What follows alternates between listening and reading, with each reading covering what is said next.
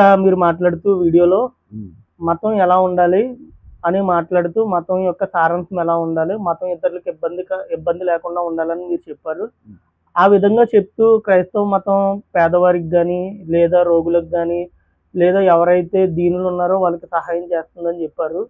అలా మీరు సహాయం చేస్తూ, లేదా ఏదైనా ఈ వస్తువు రూపంలో గాని, లేదా ఏదైనా పరిచర్య రూపంలో గాని, ఎటువంటి రూపంలోనైనా వాళ్ళని బలవంతంగా మతం మారుస్తున్నారని బయట సమాజంలో ఒక అభియోగం ఉంది. మరి దీనిపై మీరు ఏ ఏం చెప్పాలనుకుంటున్నారు మంచి సమాజానికి? క్వెషన్ బాబు. విషయం ఏంటంటే, మతము మనుషులను ప్రేమించాలి. మతం అనేది మనుషులకి ఉపకారం చేయాలని ఇందాక మనం మాట్లాడుకున్నాం. ఇక్కడ విషయం ఏంటంటే, బలవంతంగా ఏ వ్యక్తి కూడా ఇంకో వ్యక్తిని మార్చలేడు. ఏ వస్తువులిచ్చినా మార్చలేడు. అన్నం పెట్టినంత చేపుట్లో ఏమన్నా మారిపోతారా? మారిపోరు. ఇప్పుడు నన్నే తీసుకో. నేను ఒకప్పుడు క్రైస్తవాన్ని వ్యతిరేకించిన వాడిని. నేను మతంలోకి రాలేదు. మార్గంలోకొచ్చాను. మార్గం అంటే ఎవరి మార్గంలోకొచ్చాను? మనుషుల మార్గంలోకి రాలేదు నేను. క్రీస్తు మార్గంలోకొచ్చాను. ఎందుకొచ్చాను క్రీస్తు మార్గంలోకి? క్రీస్తులో యథార్థత ఉంది. క్రీస్తులో సత్యం ఉంది. క్రీస్తులో అపారమైన ప్రేమ ఉంది. అది నాకు నచ్చింది. నిన్ను వల్ల నీ పొరుగువారిని ప్రేమించు. మంచి మాటలున్నాయి. నాకు నచ్చింది. అందుకు నేను ఏం చేశానంటే క్రీస్తుని వెంబడిస్తున్నాను. క్రీస్తు మార్గంలో నడుస్తున్నాను. అంతే తప్ప వస్తువులిచ్చో, డబ్బులిచ్చో, ఏదో పెట్టో, ఏదో చేసో ఇతరులను మార్చలేం. నన్ను మార్చమని ఎవరినో చూద్దాం. నేను ఇంకొకరిని మార్చలేను. నేనేమంటానంటే మత మార్పిడి అనే మాటను వెతుకున్నావు కాబట్టి నేనేమంటానంటే ఏ ఏ మతమైనా ఏ మతమైనా ఇంకొక మతస్థుల్ని మార్చలేరు. సత్యమును అనుకరించిన వాడు, యథార్థతను అనుకరించిన వాడు, సత్యం కావాలనుకున్నవాడు ఆ మార్గాన్ని అనుసరిస్తాడు. ఆ మార్గంలోనే నడుస్తాడు. అంతే తప్ప మత మార్పులు అంటే ఏంటి? అసలు ఏమిస్తే మతం మార్పు? అలాగైతే నేడున్న సమాజంలో అందరూ మారిపోవచ్చు. మతంలోకి మీరు ఎవ్వరు మారకండి. నేను చెప్తున్నాను మళ్ళీ.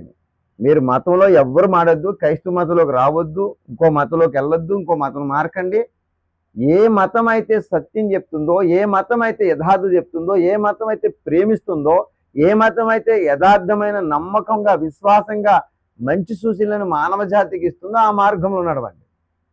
మీ పాపాలు పోవాలన్నా, మీ అపరాధములు క్షమించబడాలన్నా, నిన్ను వల్ల నీ పొరుగువారిని ప్రేమించాలన్నా మంచి సూక్తులు, మంచి మార్గం ఏ గ్రంథం అయితే చెప్తుందో ఆ గ్రంథానుసారమైన మార్గంలో మీరు నడవండి. మనుషుల ఆలోచనలకి ఏ మతంలోకి మీరు మారవద్దు. మతం మనిషిని రక్షించదు.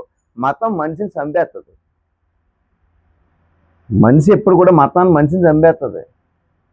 నాకు అర్థమవుతుందండి. ఎందుకంటే సత్యమును అనుకరించిన వాడు ఆ సత్యాన్ని తన స్వతంత్రుడిగా చేస్తాడు. నీ యథార్థతనే నిన్ను కాపాడుతాను. ఆ యథార్థతే నిన్ను నమ్మకంలో తీసుకెళ్తుంది. ఆ నమ్మకమే దైవత్వంలో తీసుకెళ్తుంది. ఆ దైవత్వమే నిన్ను నీ పాపముల నుండి కాపాడుతుంది. అంతే తప్ప ఒక్క మతం నుండి ఇంకో మతంలో మార్చడం. మతాలు అయితే మార్చుకోవద్దు ఎవరుని. నా ఆలోచన అయితే నేను మతం మారలేదు. నేను మార్గాన్ని అనుసరిస్తున్నాను. నేను ఆ మార్గం నచ్చింది. క్రైస్తవ మార్గం. ఆ మార్గంలో నడుస్తున్నాను. మనుషులు ఆచరించే మార్గంలో నేను నడుస్తలేదు. క్రీస్తు నడమన్న మార్గంలో నేను నడుస్తున్నాను.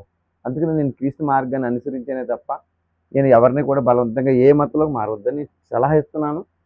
దయచేసి మంచి మార్గంలో చేరండి. నేనే మార్గం అని చెప్పిన దేవుళ్ళకి మీరు మారండి. అంతే. ఆయన ఉద్దేశాల్లోకి, ఆయన ప్రేమతత్వంలోకి మారండి. అది నా ఆన్సర్.